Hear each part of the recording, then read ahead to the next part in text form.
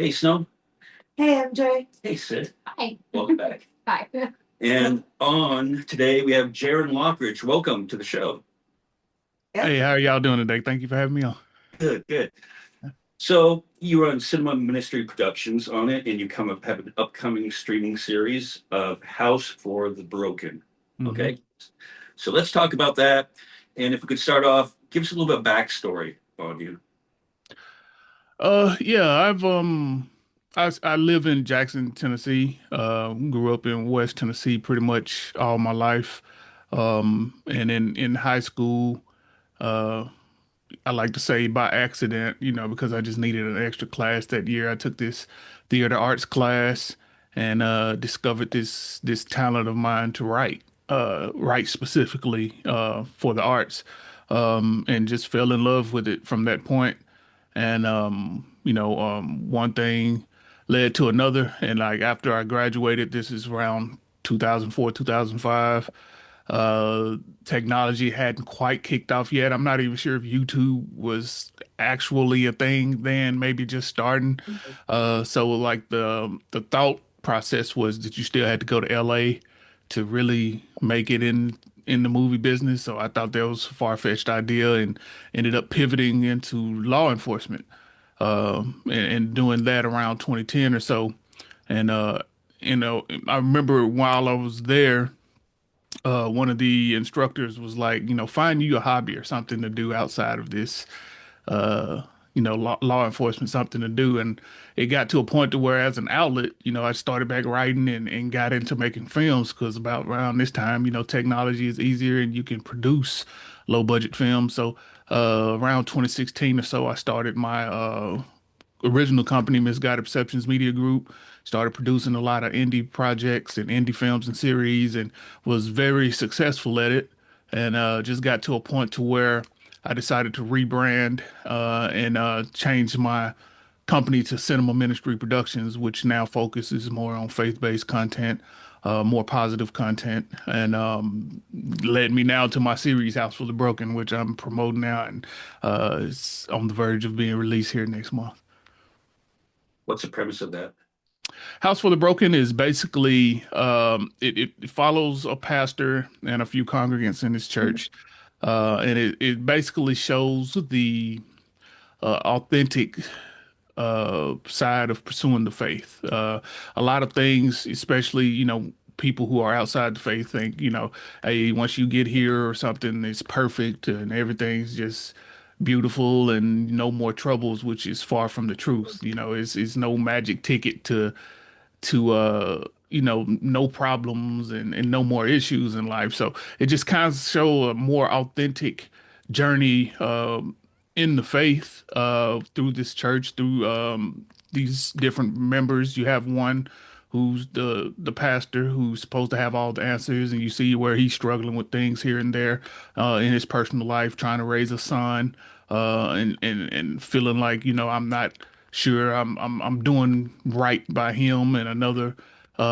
person who's dealing with some domestic issues, and another dealing with addiction. So you have a lot of different facets that you get to view these issues from, and it's just showing that at the end of the day we all flesh and blood, we're all human, and we all deal with the same thing. So just trying to take off that gloss of perfection that I feel a lot of times when it comes to faith that stands on the forefront. And is a lot of it that's in the show based on personal experience? I would say some. One thing I always mention about being in law enforcement, I have a unique perspective when it comes to writing, because I've experienced so many different things. I've experienced so many different parts of life, so many different, people, like from all races, all backgrounds. So I can talk from a perspective to where I've witnessed and I know things a little bit more authentically. That I believe makes me unique to a lot of writers. And I use that to my advantage when it comes to my stories. I'm able to just mix in these authentic voices and the way things genuinely would happen in the real life into my work, and that's a compliment I get a lot of the time. Um, when people view my work is how real it feels, and that's something that I feel is a niche of mine, is being able to put those authentic voices in there. And how long were you a police officer for? Since 2010? Yes, I went to the academy in 2010. And you're still currently a police officer. Yes, sir. Mhm. Is that must be a really difficult job to be doing?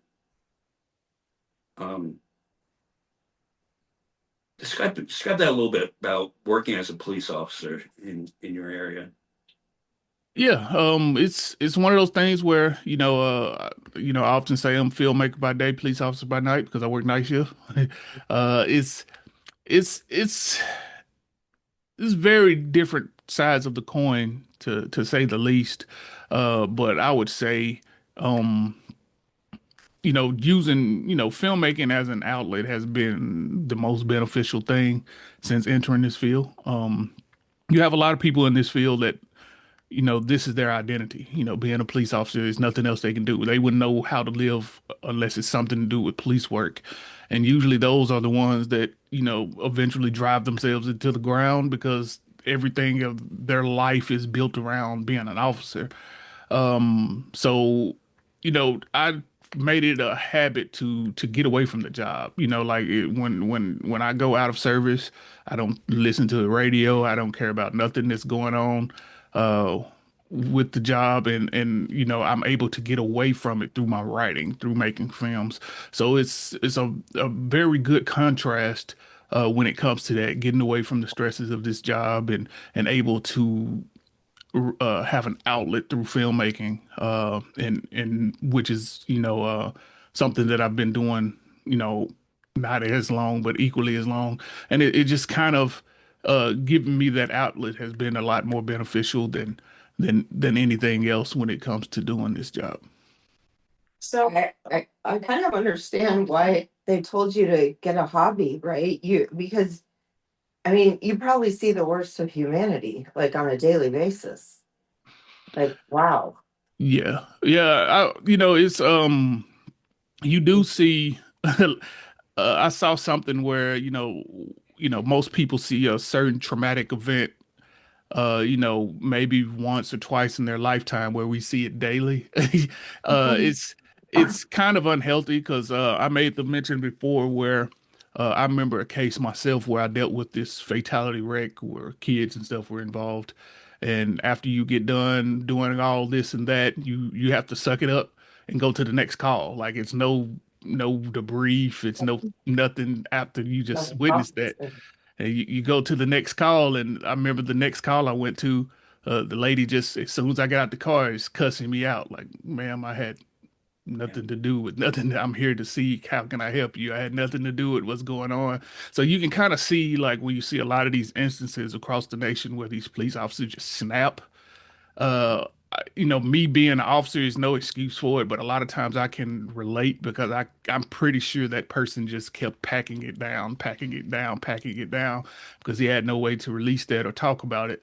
So you're dealing with a lot of these people that deal with the worst of the worst. Like for a living, we deal with people on their worst days.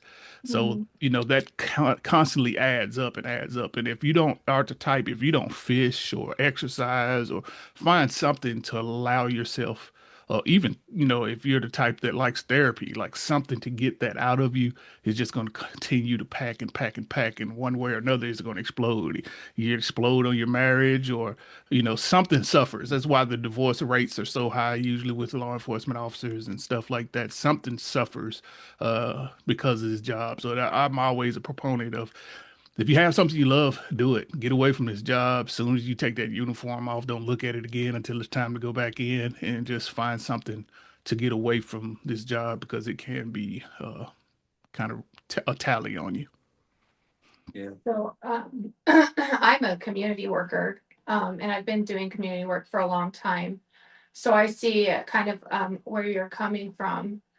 My question is, obviously, as a community worker and as somebody who sees people in humanity and some at their vulnerable spots, is there any kind of like outlet within like police departments that offer like counseling within the department or push forward for that, because I feel like, and I don't know if you would agree that the media kind of does villainize police officer brutality, and instead of humanizing it, do you guys have any outlet within the department that, where people don't leave the job or don't leave the job at home or don't know any better to do that, that they get help within the department? I would say my specific department does. I wouldn't say that's the case with all of them. My department is pretty decent in size. We have about a 300 person department. It's still on the smaller end, but it's pretty much on the decent size as the city here is like over 100,000 residents. But my department, especially here these last few years, have really nailed that down. We have that is a part of our insurance to go and seek that help. We've had people come in and talk to I can't think of his name, but he goes and he tours certain police departments to kind of talk about that issue specifically. So we've been benefited with that here recently. I'm starting to notice within the last 4 to 5 years. But a lot of these smaller departments where they, some of the guys are just running rampant. They don't have the manpower to take off and do this and that.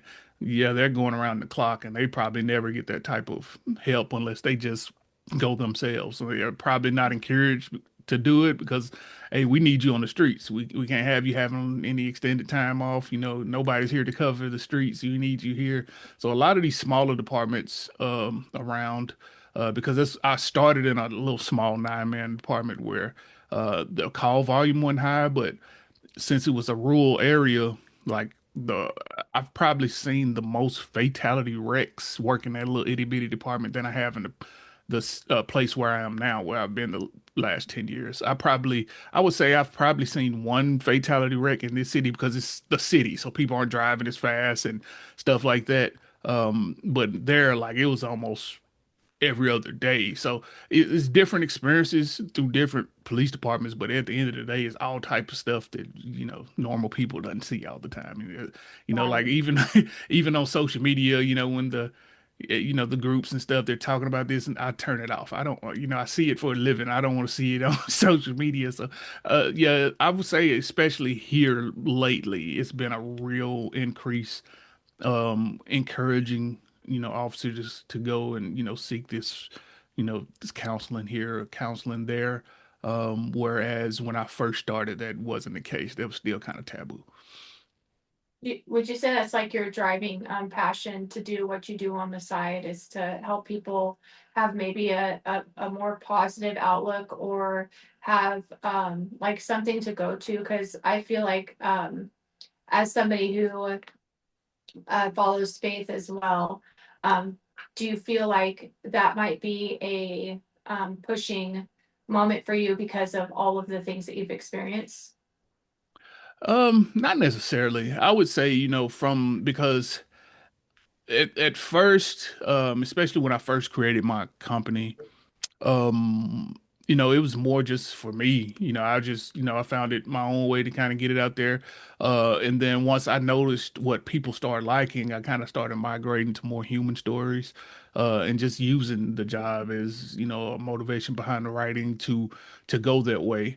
And then, like, when it came to the shift of doing more faith-based content, it just came from more of a personal experience myself, to where I came what I would say is this faith crisis. Like it was either, you know, um, I'm either going to keep going this way or I'm going to go this other way. It came to a point to where, what people were telling me didn't work. I had to find it out for myself. So when I, went through that journey on myself and I was able to just kind of rebuild my faith, I think of the parable of the sower, which is very almost actualized to what I was going through, to where uh if you don't seek it on yourself, you stand off of what other people tell you and this and that, your faith is not going to be more than just surface level. So that's where it came to me, and that's where I would say the unique experience of anybody's ever experienced that, where the Holy Spirit met me,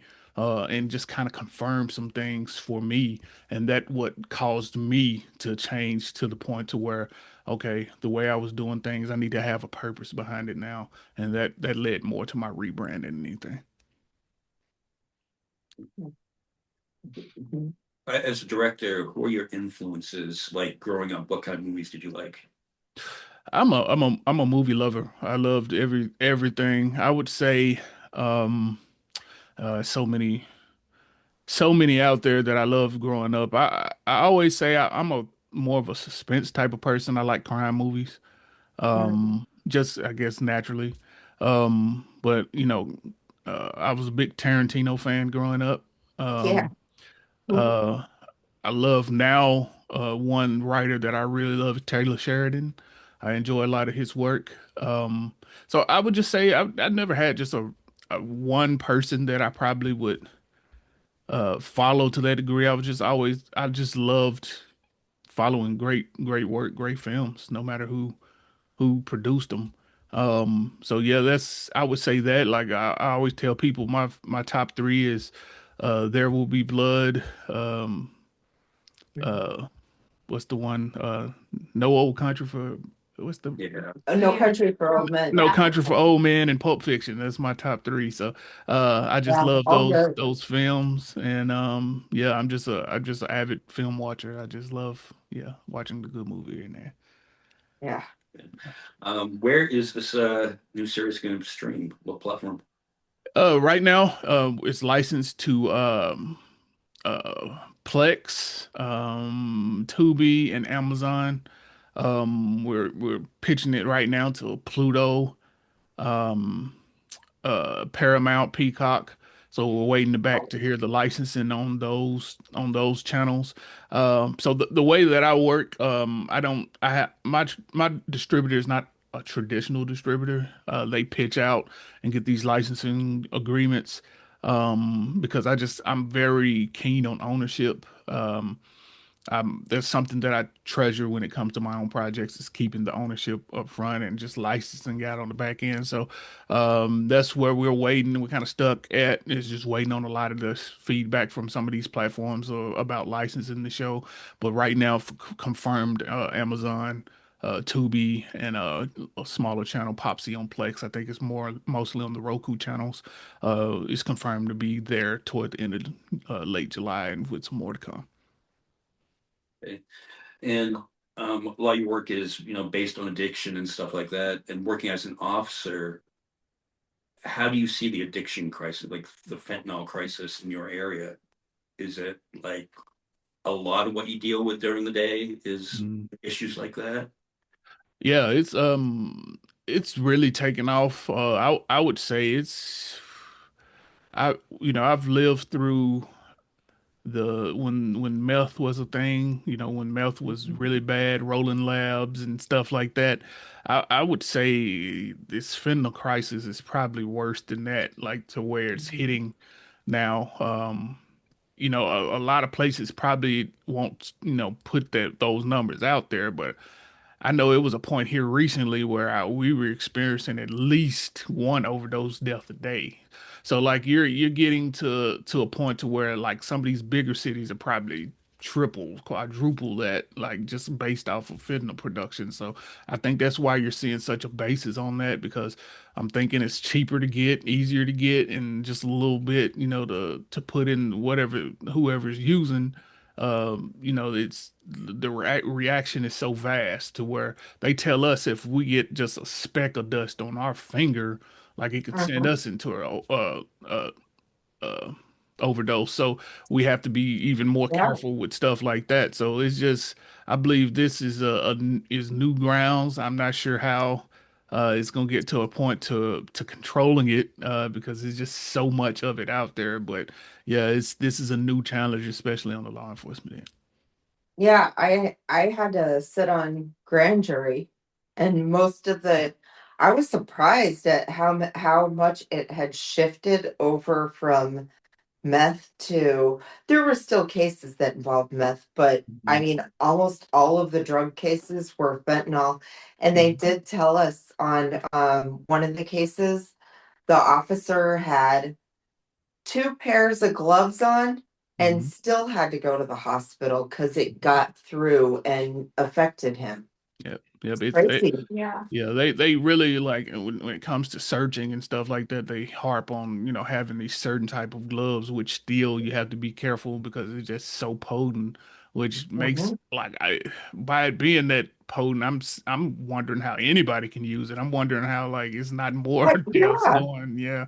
So yeah, it's definitely it's different. Like, meth labs and rolling labs, like back in the mid 2000s, where, you used to always hear that, like, you hardly hear those anymore. I believe that, like, it's just coming from Mexico being shipped and they're doing it there and shipping it here. Like, people aren't, it's so hard to do it, like, with the old pseudoephedrine and all that stuff. Like, they just bypass that and get it shipped straight in. So, a Yeah. lot of the old meth labs and stuff you don't hear about anymore. And the same way it's coming, the same way fentanyl keeps coming. So it's just like a nonstop train with this stuff. On the streets, how do you guys, because obviously a lot of drug addiction has been led into obviously poverty and homelessness or people who are unhoused. How do you guys, how do you as an officer confront that when you're out on the streets? As far as the Yeah, how do you deal with the individuals or communicate with the individuals that may be addicted to fentanyl? Because that's obviously I work with the homeless and the majority of them are addicted, sadly, because of unhoused and the needs not being met with the Mhm. community. So my question is because I've seen as I've been a community worker, I've seen a lot of negative interaction with the officers here. We're in a very rural area with people who are addicted to substances and on the streets. So how do you as an officer, how do you interact with those people in your area? I mean, it's basically the same way we've always done it. From my experience, I would say that the more poorer in, they just don't have access to the resources, as a lot of I would say the people with money. Because we're actually seeing a lot more of the overdoses with, the people you would think like, wow, y'all are, getting introduced to this type of drug. So that's one thing where I would say like, the addiction aspect of it, like it has no class restriction. It's just where the resources are getting met. And a lot of these, the homeless people that we're coming across, like whenever we get a call to an overdose or something. That's why almost every officer, every car, it has Narcan, because it's so important to it. And it's almost like you have to have some before you go out on shift. That's how bad it is. And more than anything, that's where we're seeing the difference is they don't have the access to go or the relative to take them to the hospital so that, by the time law enforcement is called, about it, stuff like that. A lot of them are, on their own, where we find them. And yeah, what I would say the difference is just they're not privy to the resources where a lot of other people may have a family member or somebody that can kind of help them get through that, um, a little bit more easier, and a little bit more discreetly. And I appreciate you saying that because there is such a stigma as I work in the community that it's only, people who live in poverty and it's only people who are on the streets. And Mhm. I do appreciate that you're able to help with that stigma out there and that it really doesn't have a class. Drug addiction is not bias. Mhm. And because I do hepatitis C screening and I get people treatment that um, more likely aren't able to get treatment. But I have also noticed that it's not class bias. Drug addiction is not. Yeah, it's one of those things that, yeah, it finds its way across everything because they mix it with so much. Right. Um, So like it's a lot of people, they're being disingenuous if they're saying they're not. And a lot of times like when you get to the more richer neighborhoods and stuff like that, it's embarrassing. So they'll try their best to do everything they can not to let that out. But where the homeless guy or the poor guy, like they have no option but to call the ambulance or call somebody or call us to get that help. So yeah, it's I would say just from my experience, the one thing about being in this field, like you just kind of see like across the board, just humans in general, we're all dealing with something. The stigmas and everything, like it's falsehoods. Like everybody is dealing with something one way or another. And it's just, I mean, it's just part of life. Well, we appreciate the work that you do out there. Yes. Yeah. Um, jump back to movies. How many movies have you made? Ooh, I think I've made 10 feature films and two series, 11 feature films and two series. Um, and this one will make a third series. So I made quite a bit of content since 2016.